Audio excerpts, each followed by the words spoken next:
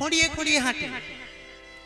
কইকেয়ী করলো কি, সব থেকে দামি যে রত্নমালা সেটা মন্থরার গলায় পরিয়ে দেবে বলে তুলে রেখেছে আগে থেকে, কারণ ছোটবেলার দাসী।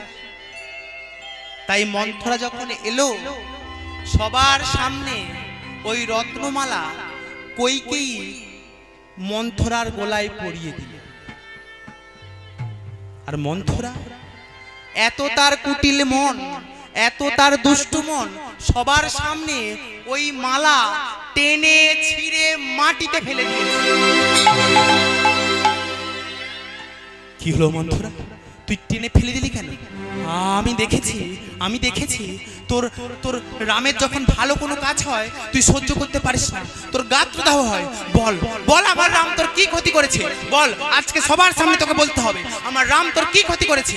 রামের কোনো ভালো কাজ তুই সহ্য করতে